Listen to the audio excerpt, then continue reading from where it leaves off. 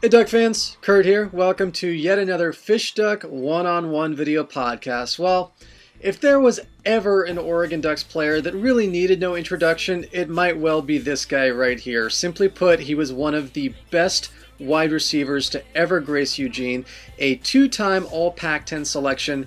Keenan Howry was the ultimate X factor for 4 years, one of the most versatile weapons in the Duck arsenal we've ever seen, capable of changing games completely both in catching passes and returning kicks. Keenan, thank you so much for taking some time out to talk to us. Oh, thank you, and thanks for the great intro. I know you said I don't need one, but man, that sounded real good to me. Certainly, man. What made you decide to be a Duck, and what schools had offered you scholarships? Definitely Oregon State, Washington State, Kansas, Colorado, Arizona State late, Nevada, Reno, and I think that was about it when it came down to it. And it finally came down to my final three was Oregon State, and Washington State. And what it came down to was it was real close, honestly. It was close to the very end, and with Oregon State, they fell out because at the time, at the end of the season, Coach Mike Riley ended up getting a San Diego Charger head job. Right. So that kind of took them out of the running because, their whole staff was in flux because at the time it was, pretty much the beginning of January. I was supposed to be going on my recruiting trip up there. That fell through, so it was in flux. So I decided, it's down to two schools, Oregon, Washington State. And honestly, it was really close. I mean, Washington State at the time ran a spread, wide-open offense, one of the few schools in college at the time that did that, and it was really similar to what I did in high school, so it would have been a seamless transition. But when I went on my recruiting trip, had a great time and everything, but the one thing that kind of took me back at Washington State was when they said, oh, you know what, we'd love to get you up here, probably redshirt you your first year, get some weight on you so you can, be able to sustain a full season. And it kind of hurt that, and I was just kind of taken back because I was like, man, at least I want to be told I'd have a chance to compete. It came down to Oregon, and, Coach Osborne was one who recruited my area for Orange County. And, he started the ball rolling, and then I got to get to know him and Coach Chris Peterson, who's now the coach at Boise. They talked to me, and I really got a good feel for the fit that I was going to be in. I would be told that, I'd be coming in and have a great opportunity to compete. They only had one guy coming back with any experience, and that was the guy from my alma mater, Los Alamitos, Tony Hartley. And going into the season, they said, hey, you're pretty much going to be backing him up. And I said, hey, that sounded good for me. I had that opportunity to go in and compete, and, it came down to it, and I made my choice, and I think in the end, I think I made the right choice. When you first came in the transition from high school to college, how quickly did you acclimate in that you were thrust into the lineup early on? You ended up playing quite extensively as a true freshman. Yeah, I mean, I played the first game against Michigan State, played a little bit more against UTEP, and then by the third game against Nevada, I was starting. But to go into the system, it was great. I mean, I was able to pick up the system really quickly. It wasn't as simple as it was in high school. Well, getting the terminology down, I think Coach Peterson does a great job at not just explaining what the play is, but why it is what it is, why we run it this way, and how we do it. And so I was able to kind of come in, and as a freshman, I really did well in training camp or in the freshman only camp. And then when we got to the full everybody together, I just kept rolling, kept the ball rolling, kept going, and to the point where right before the first game, it was like, man, I'm going to get a lot of playing time, and it was a good thing. And also, I mean, there were a lot of other things that happened. One guy who was supposed to come back and be the other starter opposite of Tony was Bobby Nero. Yep.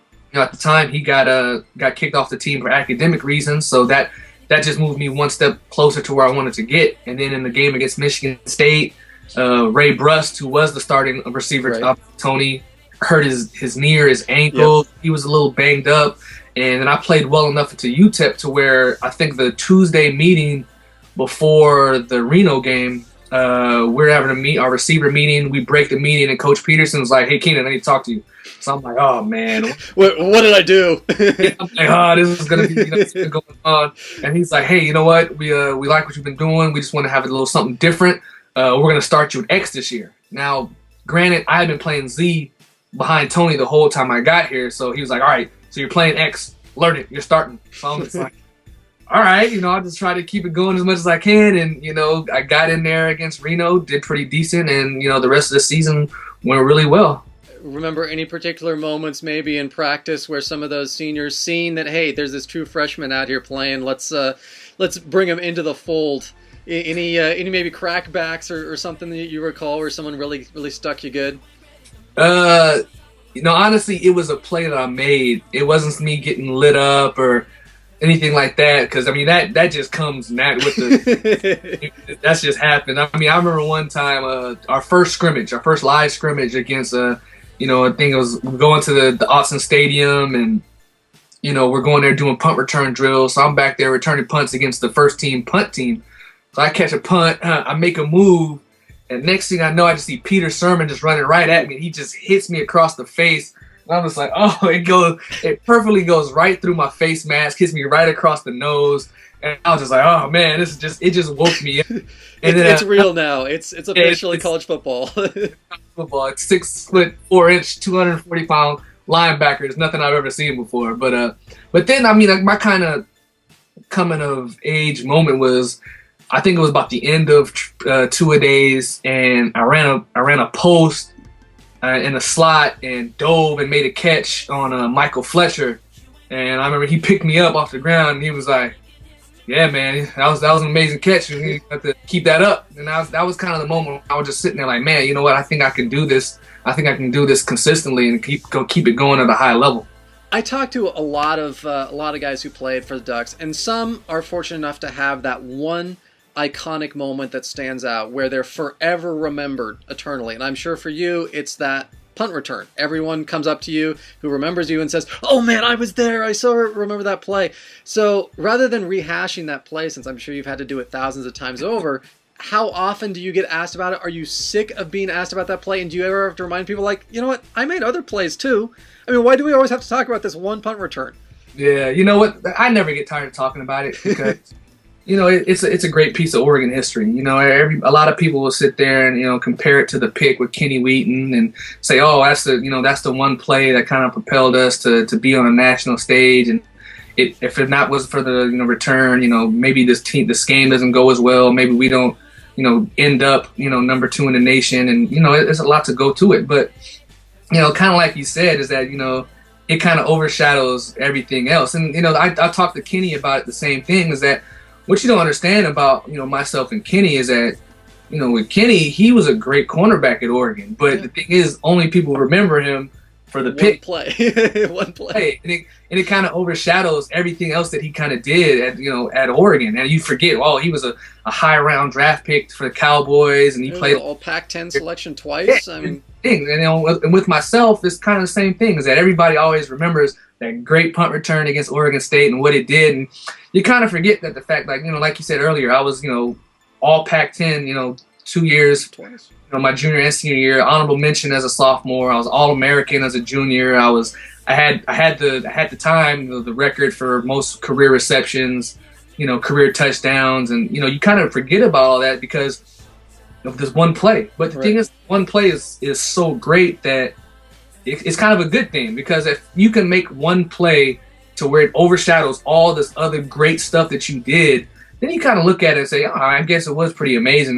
That one thing that I did, if it overshadowed all this other great stuff that I did, I guess it was pretty special. Right. It's kind of a blessing and a curse. I talk to Kenny a lot too, and I know he gets sick and tired of people coming up to him and say, hey, Kenny Wheaton, you're going to score. So how many times people come up to you and say, hey, Keenan Howry, told you he's dynamite?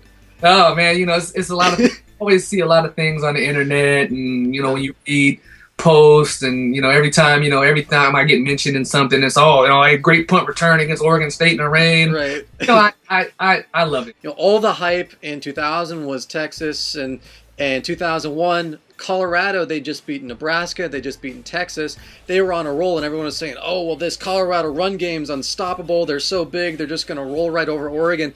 I think that's the biggest difference between the 2001 team and all other Oregon teams, that kind of were before and after, was that from the teams before, it was this new sense of confidence that, we've never had, to where stepping on the field, we felt like yeah, we are better than they are. You know, to hell what anybody else says. We know how good we are, and you know we're gonna go out there and prove it. You know, we kind of, and that's one thing that I always look at that game, and I always talk to a lot of people like, man, you know, our confidence, our swag was just unbelievable. It's just it was unmatched because that's just how we felt.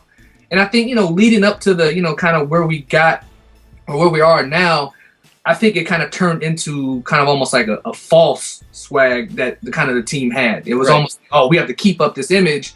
So, you know, we have to, you know, have this, you know, bravado and, you know, all this stuff going on.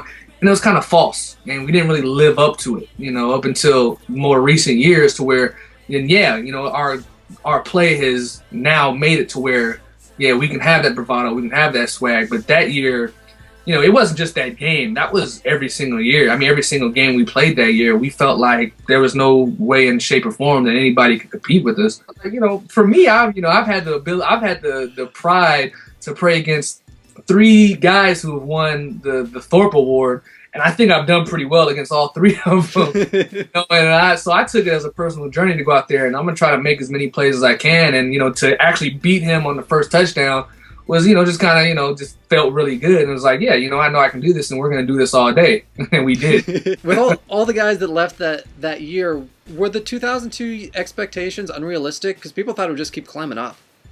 I mean, honestly, I thought going into the 2000 team, I was like, I think we're going to have, especially offensively, I thought that going into it, like, hey, we're going to have probably a much better offense than we did last year. I mean, yeah, we lost Joey. We lost Maurice Morris. We lost some linemen. But I thought, you know, the guys that we had to replace them were going to be as comparable, you know, to them at the least. You know, I thought Ontario now finally, you know, shouldering the load by himself, he's going to have more than just 1,000 yards. I thought that 5 more athletic, stronger arm was going to have a much better season because, hey, I mean, at least he's not throwing the 3 completely different receivers. He still has myself, Sammy Parker, and Jason Willis all coming back, you know, and George Reister is, you know, much more athletic, better blocking than Justin Peele was. So I thought offensively, hey, you know what, this is, you know, we're just going to, if we have to, I think we have the ability to where we can outscore people because defensively is where we lost a lot. You know, we lost, you know, both corners and, you know, Rashad and Steve Smith. We lost, you know, Wes Mallard at linebacker. You know, we lost a couple of D linemen. You know, so we were thin on defense. So my mentality going into it was, hey, you know, we'll just outscore everybody. I think we have the tools to do it. And you know what? That didn't really mesh with the mentality I thought that we were trying to convey. We were trying to be more balanced, more running the ball, and you know that's what we did the first half of the season. And you know, once we got into the game against Arizona State, I think it kind of figured it out. God, yeah. we figured that we have to outscore people, and I just don't think that, you know, the way we went about things in the first 6 games was conducive to us being able to outscore people. What is it like seeing yourself portrayed like 10 stories tall in the middle of Times Square, New York? It's humbling and very amazing feat at the same time. I mean, to get off the airplane in New York and, you know, take a cab, you know, all the way into, you know, Times Square. It was just an amazing experience, you know, being able to share that with my dad who met me out there, you know, Coach Bellotti who was there, some other boosters. And, you know, you sit there on Times Square and just so busy. Everybody's just walking, talking, and you look up and it's just all these billboards, all of them just, you know, I can't remember who, it was movie, you know, premieres and movie billboards and fashion billboards and this, that, and the other. And you look up and there's this big, tall, you know, picture of yourself. And you just kind of sit there and you have to take it in for a second because it, you know, amongst all these other high-end labels and other things going on, you as a football player is up there promoting your school, and it was just really humbling and it's, like I said, amazing at the same time because it's like, man, this is the Mecca, this is the epicenter for everything. It really shows the journey that you took, going from a guy who was thought of as being undersized and too slow, not a lot of teams recruited you, to becoming 2-time All Pac-10 selection, billboard in middle of Times Square, and then 7th round draft pick for the Minnesota Vikings. And it's kind of interesting how you and Ontario, you play with each other in college and you end up on the same NFL team. Yeah. So What sort of experience was that like, having a familiar face when suddenly you're going to this new scary situation of, and suddenly it's pro, the caliber of athletes you're alongside, everyone was the star on their team, and now you have a guy that you've fought with for a couple of years alongside you. Yeah, definitely. I mean, the thing is that I met Ontario on a recruiting trip to Oregon the same weekend. We both went up to Oregon the same weekend. You know, we kind of meshed and got along. Then when he came back to Oregon a year later from Tennessee, you know, we got along really well. And I was really good friends with his cousin, Paris Warren, who went to Oregon at the time. And you know, so we got along well. So when we went to Minnesota together, you know, it was just like, hey, you know, me and you just hang out. And, you know, we lived in a hotel together for the first 6 months we were there until the season started. And then, you know, we would always, you know, get together after games, like, hey, let's go grab something to eat, you know, and do that. So it made the transition from, you know, kind of a sheltered life in college to being really, really, really on your own in the pro NFL. It made it very comfortable and very easy transition. What has Keenan Howry been doing in the time since we last see you put on a uniform? Oh, since I last started playing, you know, like you said, I went back to Oregon recently and finished my degree in psychology, and then I got into coaching. I mean, coaching is something that I kind of, once I started playing collegiately, I kind of got an inkling like, hey, you know what, I might want to do coaching once I'm done playing. You know, I had a good experience, you know, because the thing is, once you're the guy, you know, the guy per se, and especially when you have a lot of young guys coming in, and you know, I had a good experience in teaching guys like Keith Allen, Paris Warren, Demetrius Williams, like, hey, this is how we do things, this is how you do it. I can explain things well, and I've had great coaches, you know, myself help me along the way in terms of my development. So I just felt like it was going to be a really good natural progression.